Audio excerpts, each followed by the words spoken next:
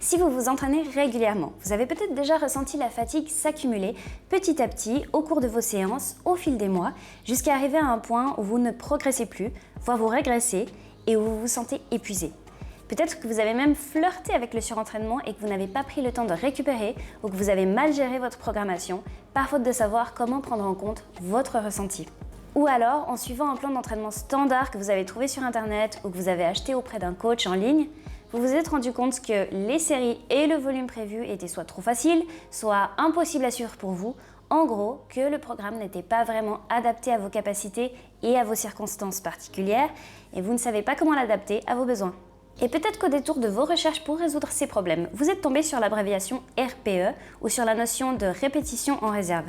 C'est un concept qui peut vous aider à résoudre ces problèmes et à personnaliser vos entraînements, à mieux gérer votre fatigue pour continuer de progresser sur le long terme.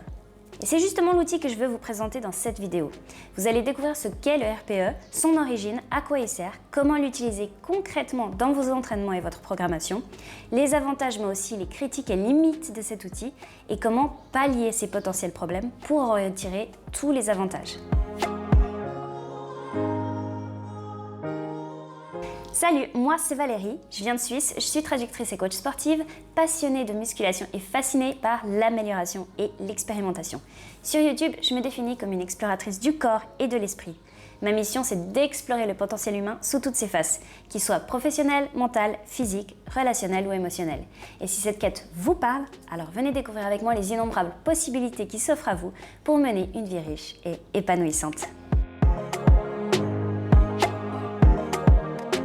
RPE, c'est l'abréviation du terme anglais Rate of Perceived Exertion, qu'on peut traduire en français par niveau d'effort perçu.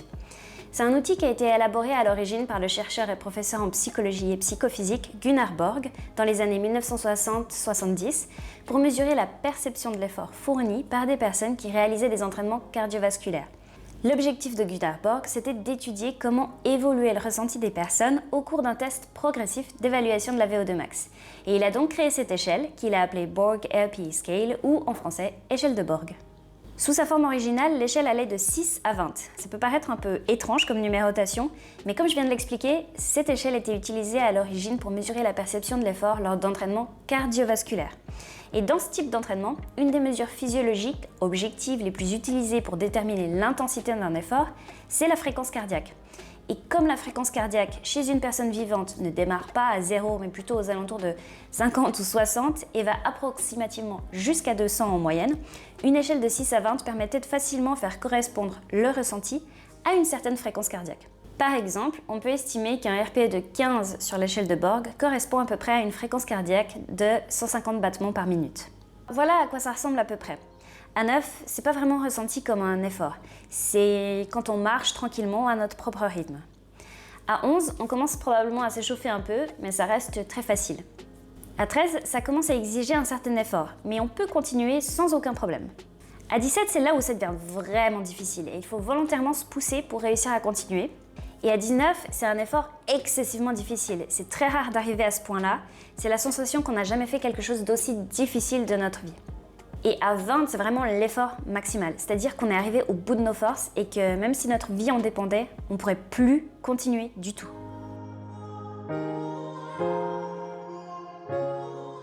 Parce qu'évidemment, des coachs ont ensuite découvert l'intérêt d'un tel outil pour l'entraînement de la force ou de la musculation. D'autres personnes en avaient sûrement fait usage auparavant, peut-être plus informellement, mais un des premiers à avoir systématisé l'usage du RPE, c'est Mike Tucherer, qui l'a intégré dans son programme de coaching et d'entraînement réactif, le Reactive Training System, lancé dans les années 2000. Pratiquant de force athlétique, Mike a remporté de nombreuses médailles et championnats dans cette discipline et il a conçu ce système de coaching et d'entraînement spécifiquement pour le développement de la force. Alors quel est l'intérêt du RPE ? Mike est parti du constat que chaque athlète, chaque sportif réagit différemment à un certain volume d'entraînement, à une certaine intensité, à un certain type de programme. Certains réagissent mieux à des volumes plus élevés, d'autres à des volumes plus faibles, et ça peut s'expliquer par des différences physiologiques, par exemple un ratio différent de fibres rapides et lentes, mais aussi par le niveau d'expérience des sportifs. Par exemple, pas tout le monde n'est capable de faire le même nombre de répétitions à un même pourcentage de la charge maximale qu'on est capable de soulever. Des études ont par exemple montré que les individus ayant plus d'expérience sont capables d'exécuter un volume plus élevé pour un même pourcentage de RM que des individus non entraînés ou ayant peu d'expérience. Et ces variations interindividuelles nous empêchent en réalité de nous fonder sur des moyennes pour prescrire le nombre de répétitions nécessaires et suffisant. Et le RPE permet de personnaliser les entraînements pour mener chaque individu à générer la stimulation adéquate pour produire les adaptations neuromusculaires voulues. Autrement dit, pour un individu lambda capable d'effectuer au maximum 6 répétitions à 80% de son max, on trouvera un autre individu capable d'enchaîner 10 répétitions à cette même charge relative. Donc on comprend bien que l'effort fourni par ces deux personnes est très différent pour un même pourcentage de leur max et le même nombre de répétitions. Après 6 répétitions, le premier a fourni son effort maximal alors que le deuxième n'a pas vraiment dû pousser. Et utiliser le RPE au lieu d'un pourcentage d'une charge maximale ou d'un nombre de répétitions, ça permet de pallier cet écart et de garantir que chaque individu va vraiment fournir l'effort nécessaire et suffisant. Si on demande à ces individus d'atteindre un RPE 16 ou 17 à 80%, le premier réalisera 4 répétitions, le second 8 et tous deux auront fourni l'effort voulu au moins sur cette série. Et en plus de ces différences entre individus, chaque sportif est aussi sujet à des fluctuations quotidiennes en termes de fatigue, de stress physique et psychologique et d'énergie en général. Autrement dit, notre état de forme et notre capacité à réaliser des performances à l'entraînement varient de jour en jour. On n'est pas toujours prêt ou capable de réaliser des performances maximales ou de fournir le même niveau d'effort. Un jour, faire 5 répétitions à 80% de notre max, ça peut nous paraître facile, et un autre jour complètement nous achever. Alors pour résoudre ce problème, Mark Tucherer a créé un système qui se fonde sur le RPE, spécifiquement pour le travail de la force athlétique, pour permettre une adaptation de la charge et du volume d'entraînement en fonction du ressenti des sportifs, de l'effort perçu, afin de mieux gérer leur fatigue et leur niveau de stress et faciliter leur récupération. Mais l'échelle est aussi très utilisée en musculation pour maximiser l'hypertrophie, c'est-à-dire la masse musculaire. Depuis que les études ont commencé à montrer que s'entraîner à l'échec n'était pas forcément nécessaire et peut-être même contre-productif. On sait que pour développer la masse musculaire, il faut fournir un effort élevé, c'est-à-dire s'entraîner très proche de l'échec, pour recruter la quasi-totalité de nos fibres musculaires et maximiser la tension appliquée à chacune de nos fibres. Mais de nombreux coachs et chercheurs estiment aujourd'hui qu'aller à l'échec, à chaque série, pourrait engendrer une fatigue trop grande et un trop grand stress pour le système nerveux. Et ça peut compromettre notre récupération et nous empêcher d'accumuler un volume et une intensité suffisante sur l'ensemble de nos séances. D'où l'idée d'utiliser le RPE pour piloter la fatigue et la charge d'entraînement pour l'entraînement musculaire, au lieu de simplement aller au max de nos capacités à chaque série, afin d'éviter le surentraînement, la stagnation, voire la régression. Pourtant, même si l'utilisation d'une échelle fondée sur le ressenti semble être un bon moyen de gérer l'individualité, l'état de forme et les capacités spécifiques d'un individu au jour le jour, un des problèmes qui est souvent relevé avec cet outil, c'est que, en tant qu'échelle subjective fondée sur le ressenti, chaque niveau est difficilement comparable à un seuil de référence valable pour tous. Ce que je veux dire, c'est que même si mon programme me dit que je dois atteindre un RPE 15 sur une série, comment est-ce que je peux savoir vraiment ce que c'est que le ressenti associé au RPE 15 ? C'est un effort difficile, certes, mais ça veut dire quoi vraiment ? C'est quoi la différence entre un effort difficile, très difficile, assez difficile ? L'expérience, le ressenti objectif de ce niveau d'effort n'est pas accessible. Ce serait génial si on pouvait mettre le ressenti en flacon, le distribuer à tous pour qu'on puisse tous vivre, ressentir l'expérience d'un effort de niveau 15, pour qu'on ait tous un même seuil de référence, une même expérience pour ensuite pouvoir comparer tous nos ressentis avec ce ressenti commun. Mais évidemment, ça ne marche pas comme ça. On peut seulement décrire notre propre expérience, décrire ce que ça fait pour nous d'être à un RPE 15 et essayer de faire correspondre cette perception individuelle aux descriptions fournies par d'autres personnes. Mais ça reste très subjectif et la marge d'erreur est donc plus élevée qu'avec des données objectives, comme des charges ou des pourcentages de charges. Dans mes recherches sur cette vidéo, je suis tombée sur 2 professionnels de l'entraînement, Robert Santana, un coach sportif et diététicien et hôte du podcast Weights and Plates, et Mark Rippetoe, un ancien athlète de force athlétique et coach physique, qui sont justement de l'avis que le RPE est inutile et contre-productif, surtout pour les débutants ou les personnes ayant peu d'expérience. Parce qu'au début, quand on n'a pas l'habitude de s'entraîner, tout stimulus nouveau, tout effort inhabituel est perçu comme très difficile.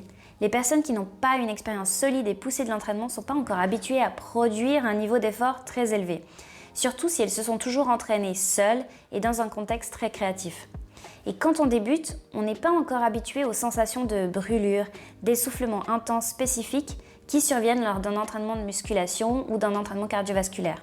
Et tout effort légèrement supérieur à ce qu'on a vécu par le passé est pris comme le niveau d'effort maximal de référence, alors même qu'on n'a pas du tout atteint nos limites.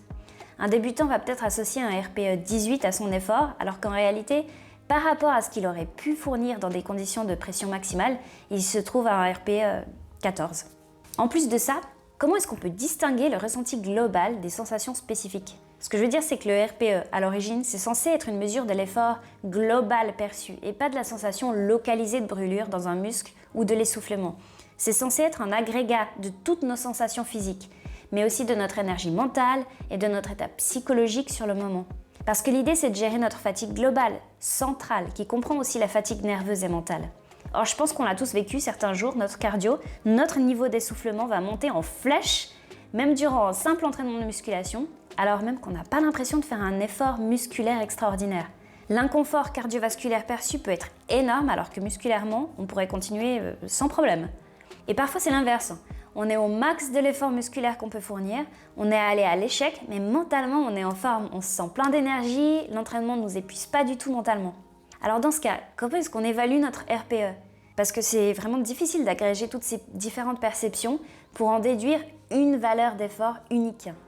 Pour pallier ces faiblesses, Mike Tucherer a ensuite adapté son échelle pour faire correspondre les derniers niveaux de l'échelle à un certain nombre de répétitions en réserve. L'idée, c'est de se demander, au moment d'arrêter la série, combien de répétitions on aurait pu encore effectuer avant d'arriver à l'échec musculaire. Ce qui a le mérite de rendre l'échelle plus quantitative, plus fiable, plus comparable entre les individus et moins aléatoire. En faisant ça, bien sûr, on ne tient plus vraiment compte de toutes les sensations physiques, comme l'essoufflement, ni des aspects mentaux. Seule la fatigue physique, voire locale, est mesurée, mais on part du principe qu'il y a une corrélation entre la proximité avec l'échec et le niveau global de fatigue imposé à notre système nerveux. Les échelles de RPE utilisées aujourd'hui en musculation ou en force athlétique sont en grande majorité dérivées de ce modèle fondé sur les répétitions en réserve. Le nombre d'échelons est aussi généralement modifié pour aller de 0 à 10, avec parfois des demi-échelons, ce qui rend l'échelle un peu plus intuitive. Donc avec cette échelle, un RPE de 10 correspond à une série menée à l'échec ou à la charge maximale qu'on peut soulever pour une répétition. Si on est à 9, à la fin d'une série, ça signifie qu'on pourrait faire encore une répétition supplémentaire, mais pas plus. Et entre les deux, on a l'échelon 9,5 qui correspond à un effort avec une charge qu'on ne pourrait pas soulever pour plus d'une répétition, mais on pense qu'on arriverait peut-être à faire une répétition avec une charge légèrement supérieure. Ou alors un effort au bout duquel on pense que peut-être on arriverait à faire une répétition supplémentaire, mais on n'est pas sûr. On n'est pas tout à fait à notre effort maximal, mais vraiment presque. Et pour les échelons inférieurs, c'est toujours le même principe. À 8,5, on pourrait faire au moins une répétition supplémentaire et peut-être deux. À 8, on pourrait pour sûr faire encore 2 répétitions. À 7,5, on a encore 2 répétitions en réserve et peut-être 3. Et à 7, on a encore 3 répétitions en réserve pour sûr. Et pour les RPE de 5 à 6, on a encore 4 à 6 répétitions en réserve, ou alors c'est ce qui correspond plus ou moins à une série d'échauffements. Et en dessous de 5, on est dans des types d'efforts très légers qui ne constituent pas vraiment des entraînements et qu'on n'utilisera donc presque pas. Et cette nouvelle façon de définir le RPE permet de résoudre en partie les problèmes de précision liés à la subjectivité du ressenti en y intégrant des chiffres, les répétitions en réserve, et de la rendre applicable à l'entraînement en musculation. Et on va justement voir maintenant concrètement comment on peut utiliser cette échelle pour programmer nos séances et nos entraînements et gérer notre niveau de fatigue. Il y a 2 types d'usages qu'on peut faire du RPE. On peut soit l'utiliser de manière prescriptive, soit de manière descriptive. Alors quand on parle d'utiliser le RPE pour programmer et gérer l'intensité de nos séances, il s'agit d'un usage plutôt prescriptif.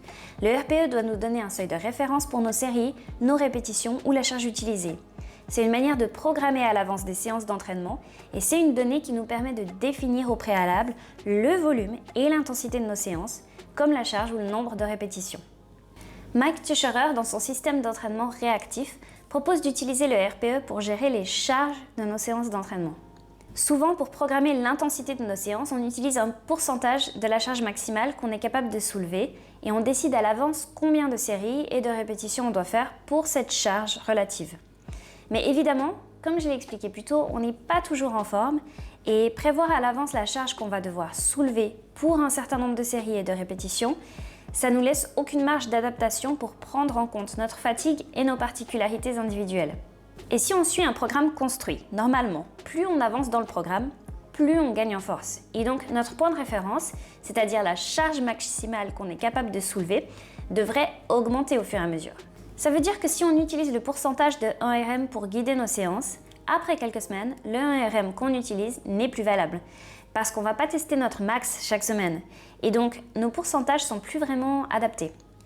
Donc peut-être que l'effort fourni et le stimulus auquel on se soumet devient sous-optimal. Et c'est là que le RPE entre en jeu et peut se révéler utile. Mike Tucherer propose d'utiliser le RPE en remplacement du pourcentage de la charge maximale pour contrôler l'intensité des séances.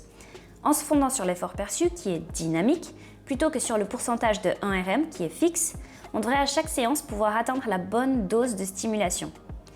Ça veut dire qu'au lieu de programmer par exemple 3 séries de squats de 5 répétitions à 80% de notre max, on va prévoir 3 séries de squats à 5 répétitions à RPE 8. Ça veut dire que sur chaque série, on doit choisir une charge qui nous permette ce jour-là de faire 3 séries de 5 répétitions. Et à la fin des 5 répétitions, on devrait encore être capable de faire 2 répétitions supplémentaires, mais pas plus. Ça veut aussi dire que peut-être à la 3e série, on va devoir baisser légèrement la charge pour arriver au même effort, parce que la fatigue s'accumule. C'est le RPE combiné au nombre de répétitions prescrites qui dicte la charge qu'on va utiliser un jour donné pour une série donnée. Alors bien sûr, on peut aussi faire l'inverse, c'est-à-dire garder la charge ou le pourcentage d'un RM fixe, mais remplacer le nombre de répétitions à effectuer par le RPE. Donc si on reprend notre exemple d'avant, au lieu de 3 séries de 5 répétitions à 80% de notre max, on va prévoir 3 séries à 80% à RPE 8. La première semaine, on fera peut-être 5 répétitions. Mais au fur et à mesure que notre force augmente, on arrivera peut-être à faire 6, 7, 8 répétitions pour un même effort perçu qui permet là aussi d'ajuster le stimulus à notre état de forme et à nos capacités réelles. Et je dirais que cette façon d'utiliser le RPE est plus intuitive et plus facile de prime abord parce que ça ne demande pas de décider avant la série combien de répétitions on va faire. Ici, on commence la série et on évalue notre RPE au fur et à mesure de la série. Et on s'arrête quand on sent qu'on est au bon RPE. Avec la technique précédente, remplacer la charge relative par le RPE, on doit quand même choisir la charge adaptée avant d'entamer la série pour arriver au bon nombre de répétitions et au bon RPE, ce qui demande un peu plus de pratique et c'est moins adapté pour des débutants ou des personnes qui ont peu d'expérience. Alors pour gérer nos entraînements en musculation, on peut aussi utiliser une combinaison de ces deux méthodes. Imaginons qu'on planifie un exercice de leg press de 3 séries à RPE 8 pour minimiser la fatigue. L'objectif pour le développement musculaire, ce serait de faire entre 6 et 12 répétitions. On va choisir un pourcentage de 1 RM pour commencer par exemple de 75%. Imaginons que lors de la première séance, avec cette charge, pour un RPE 8, on arrive par exemple à faire 8 répétitions.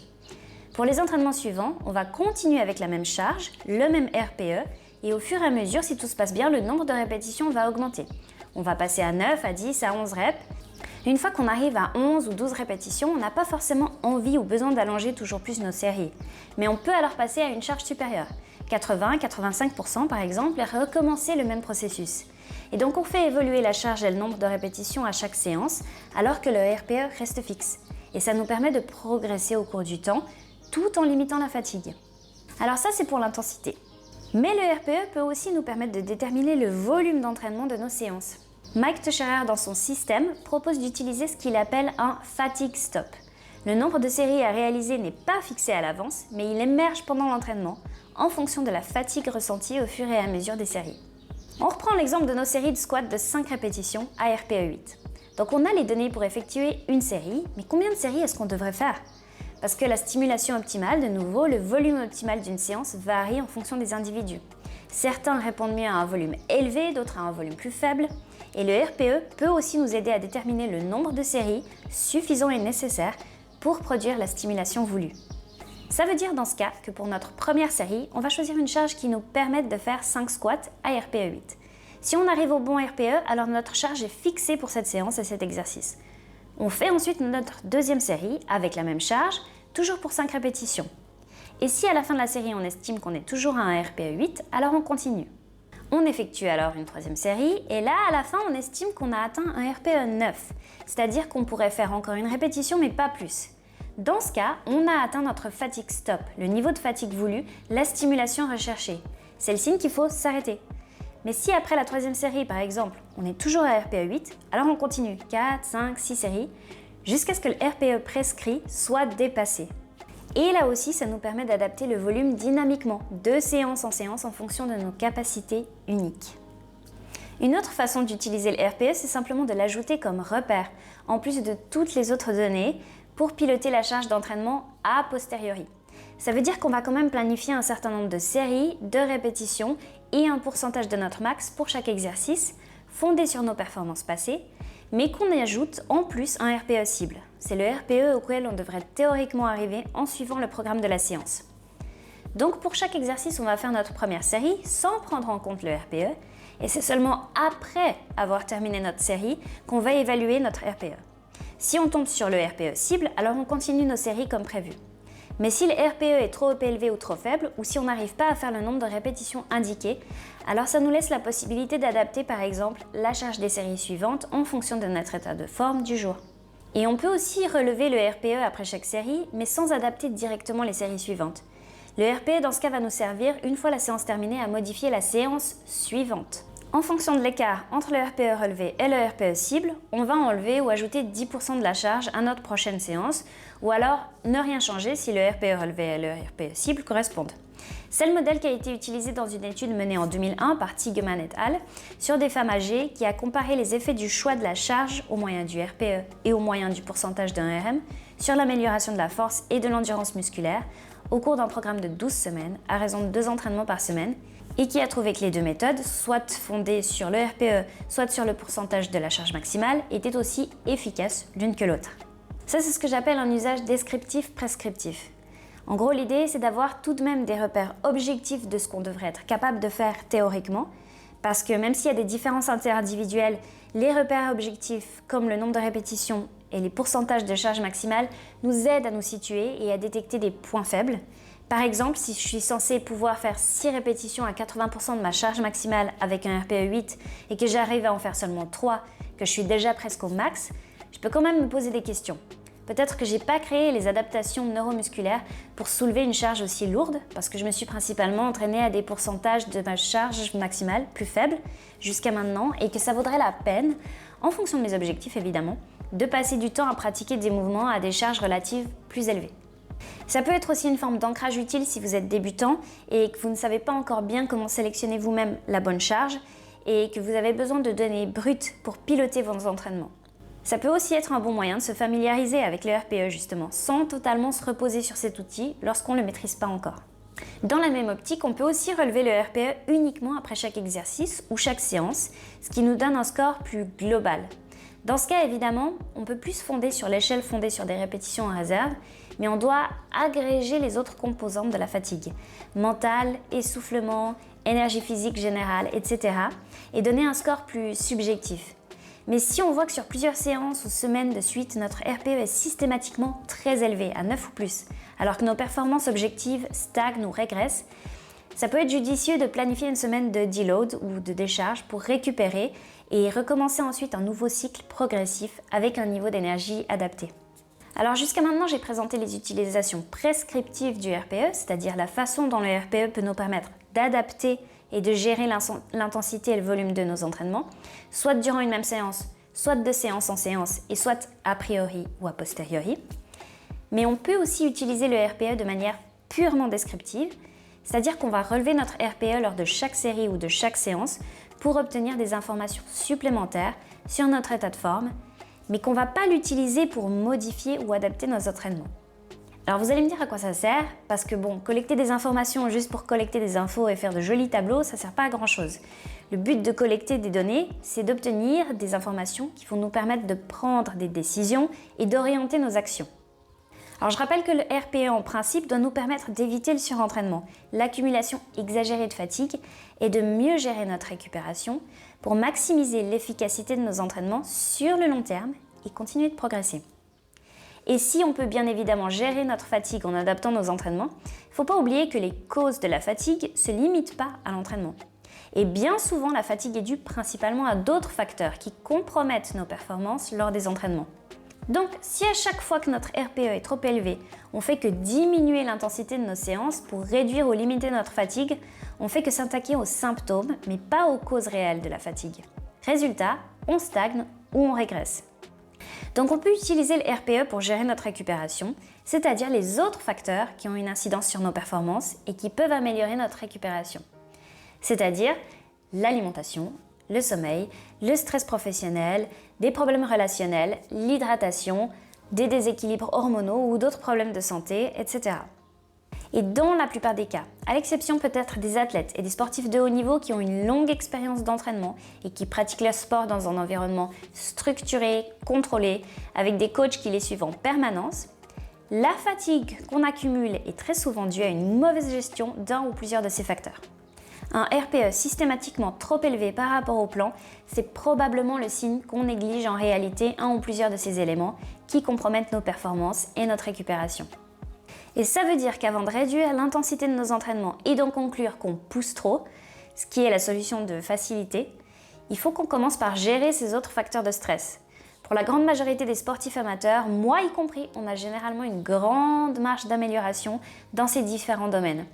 Et rien qu'en s'efforçant d'optimiser tous ces aspects, c'est fort probable que pour la même intensité objective, c'est-à-dire les mêmes charges, le même volume, etc., la fatigue va finir par se dissiper ou s'atténuer et notre RPE va finir par baisser et nos performances augmenter.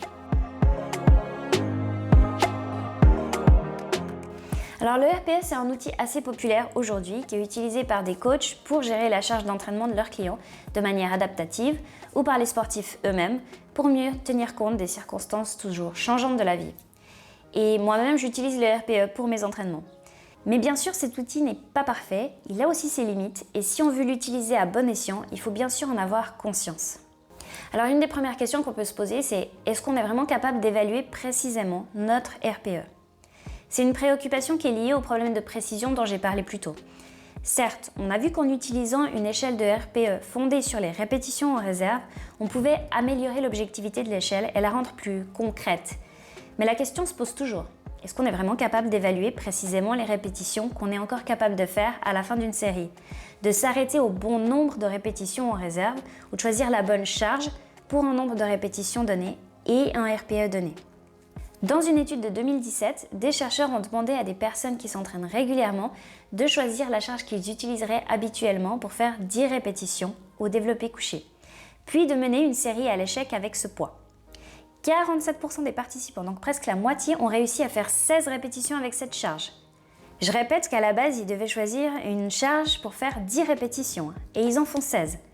31% en ont fait entre 13 et 15, et seuls 22% ont effectué les répétitions annoncées, ou presque, donc entre 10 et 12.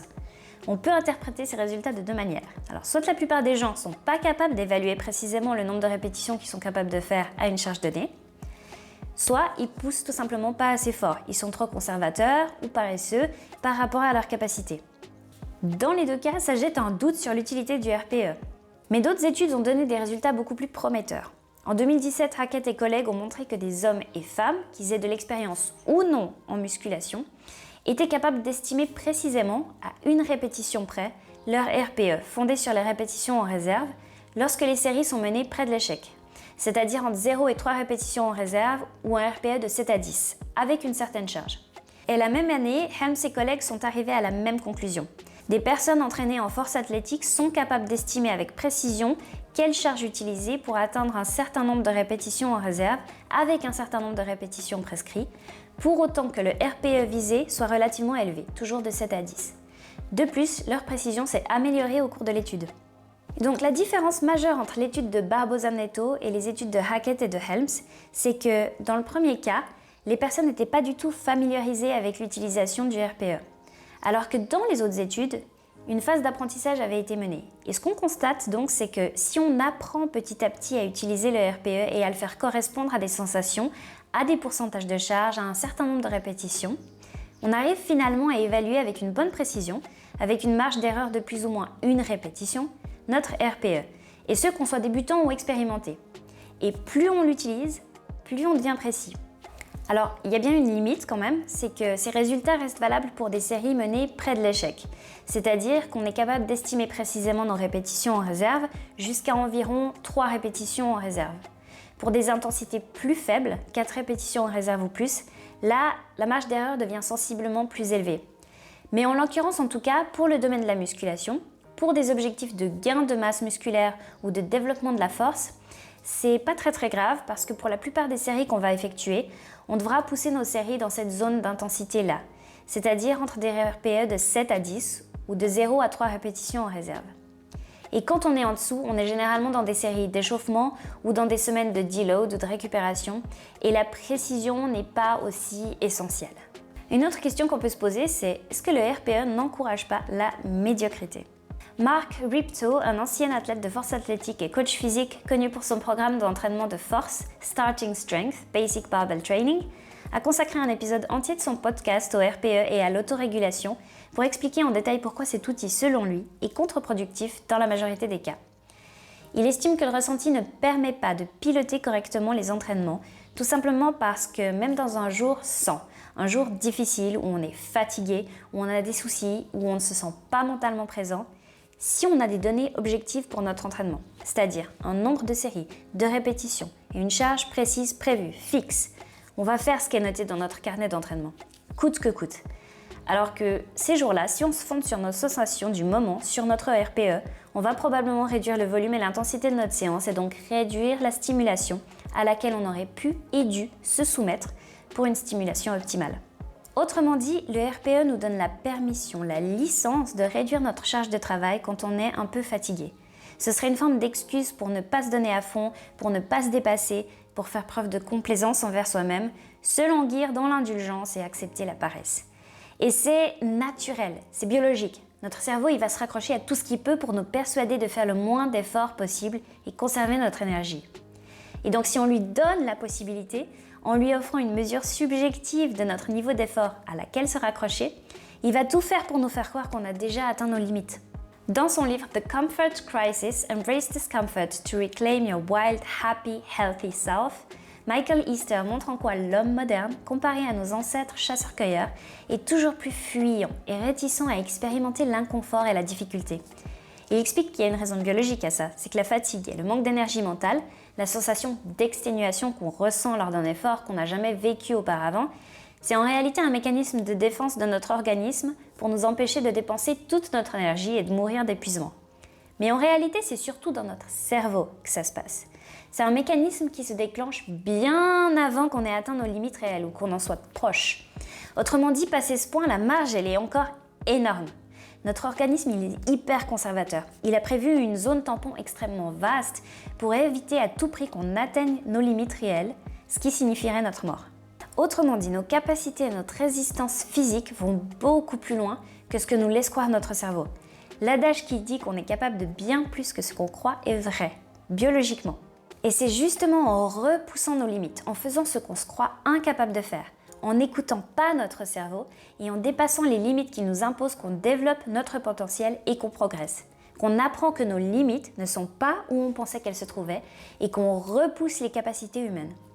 D'après Mark Rippetoe, c'est seulement en se fondant sur des mesures objectives, en effaçant nos sensations, qu'on peut arriver à passer ces caps successifs. Et pour progresser, il faut commencer à valser avec l'inconfort et apprendre à devenir plus tolérant avec nos ressentis à l'effort. Sans compter qu'atteindre un RPE 9 ou 10 tout seul, c'est extrêmement difficile, peut-être même impossible, même pour quelqu'un d'expérimenté.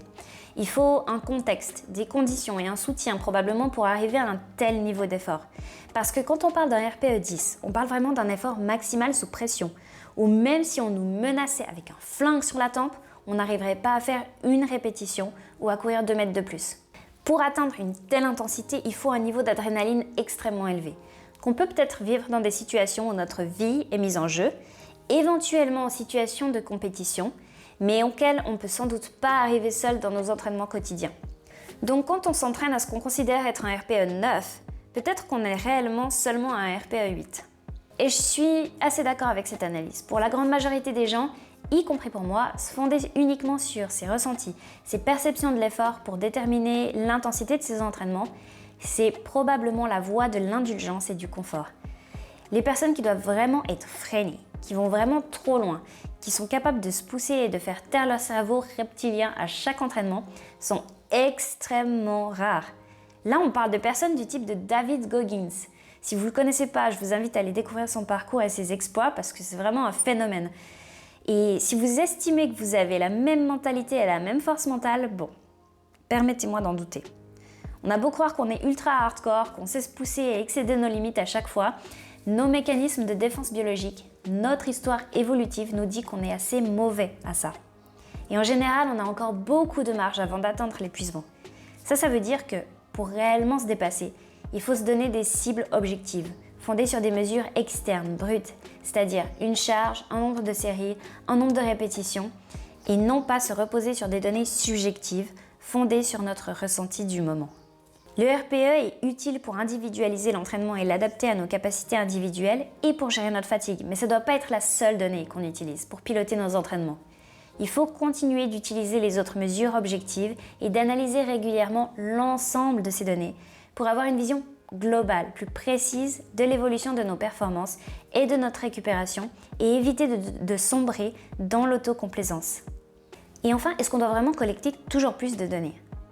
Parce qu'ajouter des données à évaluer, à gérer, ça risque d'ajouter plus de confusion qu'autre chose, surtout pour des débutants ou des sportifs amateurs qui ont encore une expérience relativement jeune de l'entraînement.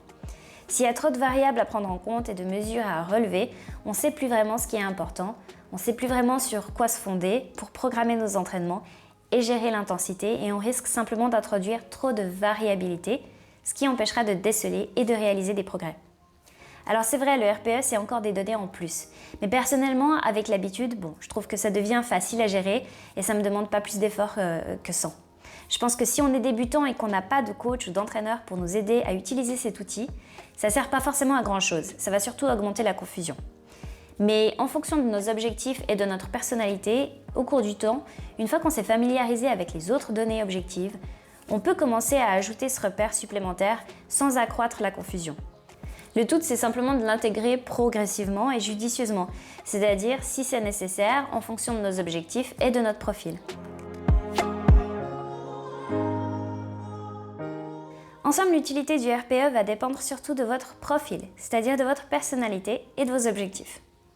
Sur le plan de la personnalité, si vous avez l'habitude de sortir de votre zone de confort, de repousser vos limites, si vous êtes motivé par les progrès, l'amélioration, le dépassement, si vous avez un penchant pour les chiffres, les mesures, l'analyse de données et que vous avez plutôt tendance à être dur avec vous-même et que vous êtes généralement très discipliné et organisé, alors vous pourrez probablement utiliser le RPE sans problème, tant que vous restez rigoureux.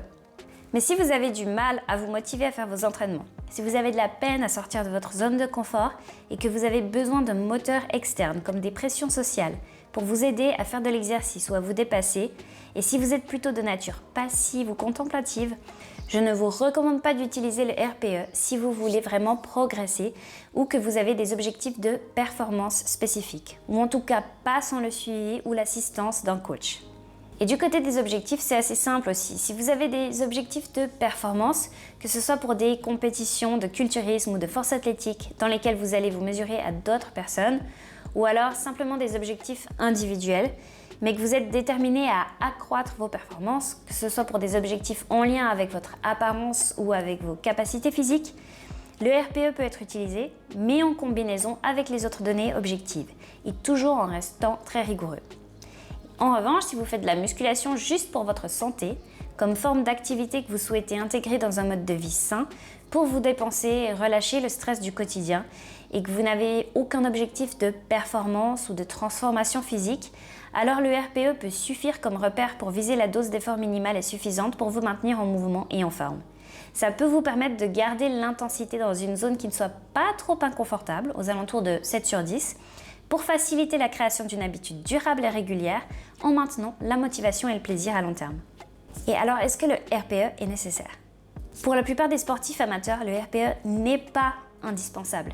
C'est un outil intéressant et utile si appliqué à bon escient et avec discipline qui peut vous amener à réaliser de meilleures performances.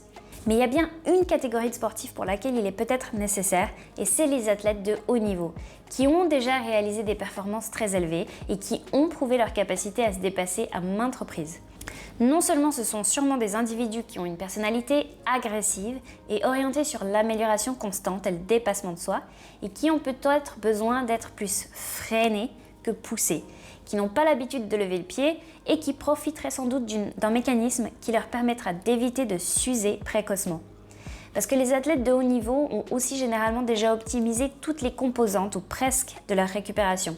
C'est-à-dire leur sommeil, leur alimentation, leur gestion du stress hors des entraînements, le travail mental, etc.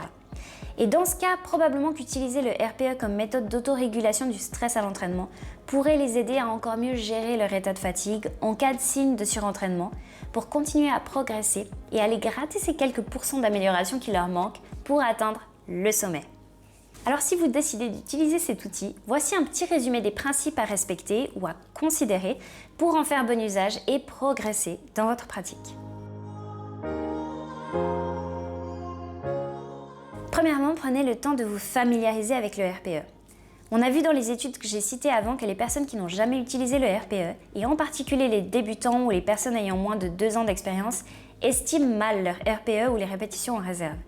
Mais dès qu'on leur montre comment l'utiliser systématiquement et qu'ils le mettent en pratique durant chacune de leurs séances, ils apprennent rapidement, en quelques semaines seulement, à l'appliquer correctement et à l'estimer précisément. Dans une de ses vidéos, Jeff Nippard, un pratiquant de musculation et youtubeur qui produit du contenu fondé sur les données et les recherches scientifiques les plus récentes, suggère que les débutants peuvent tout à fait utiliser le RPE, mais qu'il faut simplement qu'ils se familiarisent d'abord avec cet outil en apprenant à reconnaître un RPE 10 et donc à associer l'échec musculaire à un certain ressenti pour avoir un seuil maximal de référence fiable. C'est ce que j'appelle l'ancrage. Et à partir de cet effort maximal, on peut ensuite déduire ce qu'est un RPE 9, 8, 7, c'est-à-dire ce que ça fait que de laisser une rep en réserve, 2 reps en réserve ou 3 reps en réserve.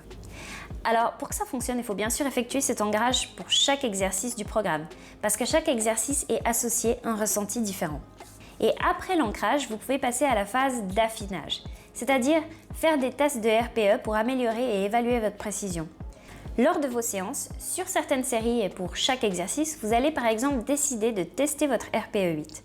Vous commencez la série et lorsque vous pensez être arrivé au RPE 8, c'est-à-dire que vous pensez qu'il vous reste 2 répétitions en réserve, vous signalez à haute voix ou pour vous-même que vous êtes arrivé au RPE 8, mais vous ne vous arrêtez pas, vous continuez la série jusqu'à l'échec et comme ça vous pourrez comparer votre évaluation à vos capacités réelles et affiner la précision de vos estimations au fur et à mesure que vous apprenez à associer chaque RPE de 7 à 10 aux bonnes sensations.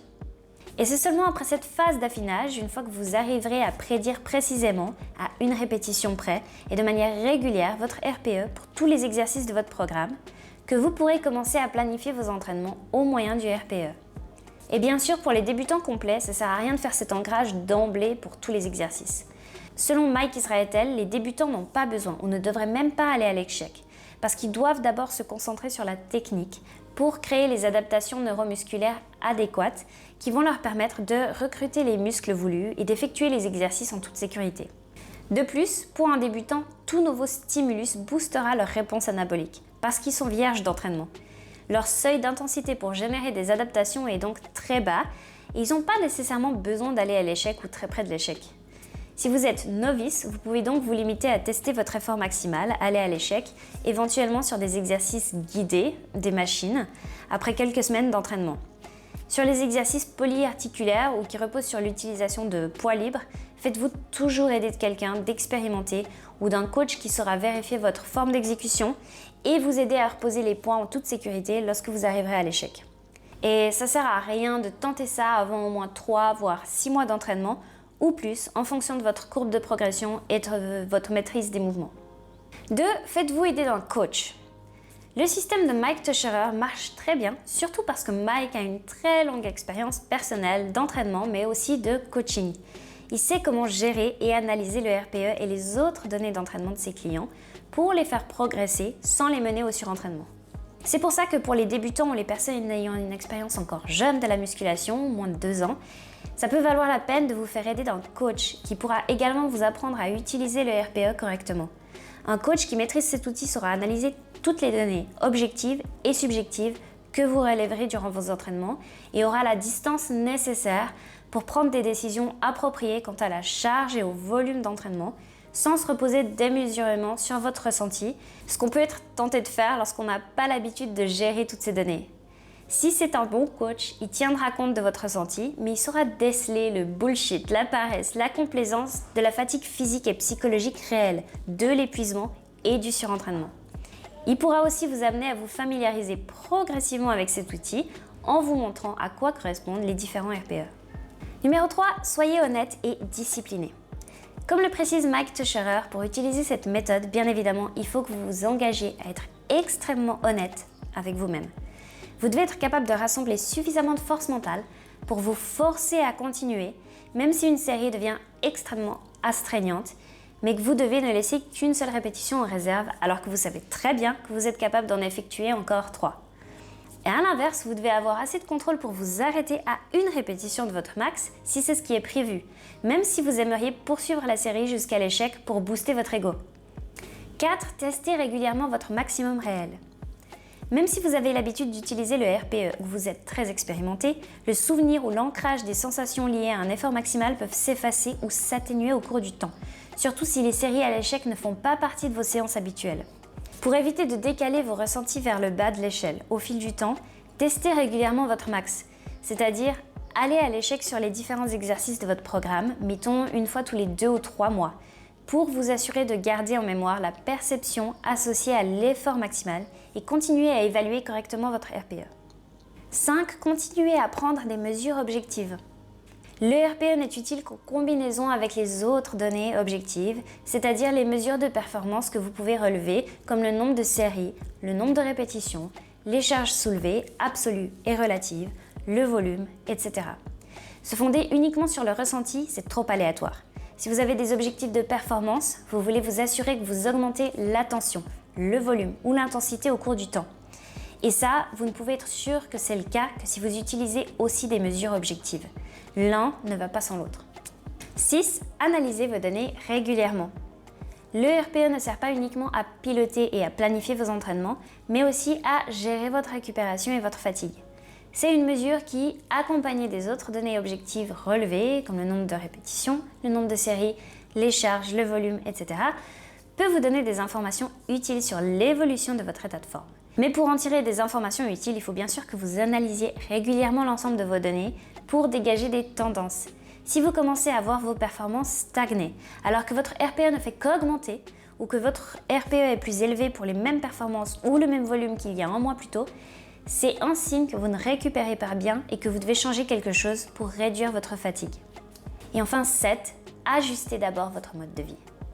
Si vous avez repéré que vos performances stagnent ou régressent, ou que votre RPE est systématiquement très ou trop élevé, c'est certainement le signe qu'il y a des aspects de votre récupération que vous négligez. Avant de songer à réduire l'intensité de vos entraînements ou de conclure que vous vous entraînez trop dur, analysez les différents facteurs de récupération. Votre alimentation, votre sommeil, la gestion de votre stress quotidien au travail, vos problèmes familiaux ou relationnels, votre santé mentale, etc. Il y a de fortes chances pour que vous négligiez un ou plusieurs de ces aspects et que vous concentrez sur l'amélioration de ces quelques éléments vous permettra de conserver une intensité élevée lors de vos entraînements et de progresser sur le long terme sans que votre RPE ne soit constamment dans le rouge. J'espère que cette vidéo vous aura donné des bases solides pour utiliser le RPE à bon escient et vous permettre de réaliser vos meilleures performances et de gérer votre fatigue de manière optimale afin de repousser toujours plus vos limites. Souvenez-vous qu'on est toujours capable de plus que ce qu'on croit et que si on veut vraiment explorer toutes les parcelles de notre potentiel, on ne doit pas laisser une seule chance à notre cerveau de nous arrêter. Une certaine dose d'inconfort est normale et même nécessaire pour progresser et réaliser des exploits. Mais si vous êtes continuellement dans le rouge et que vos efforts pour sortir de vos frontières vous empêchent d'avancer sur le long terme, voire vous font régresser, alors vous êtes juste borné. Il est temps de remettre votre routine en question. Alors si vous envisagez d'intégrer le RPE dans votre programmation ou si c'est déjà une donnée que vous utilisez pour piloter vos entraînements, n'hésitez pas à partager en commentaire votre méthode et l'utilisation que vous en faites. Et si vous rencontrez des difficultés, n'hésitez pas à poser vos questions et je me ferai un plaisir de vous répondre dans la mesure de mes compétences évidemment. Merci d'avoir regardé cette longue vidéo jusqu'à la fin. Si ce contenu vous a plu et que vous avez appris quelque chose d'utile, n'oubliez pas de mettre un j'aime, de partager cette vidéo avec votre réseau si vous pensez que d'autres personnes pourraient bénéficier du RPE pour améliorer leur performance ou mieux gérer leur récupération.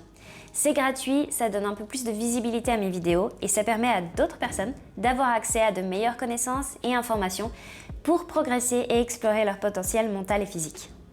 Et pour ne pas manquer mes autres productions sur l'exploration et l'amélioration mentale et physique, inscrivez-vous à ma chaîne Et si c'est déjà fait, merci.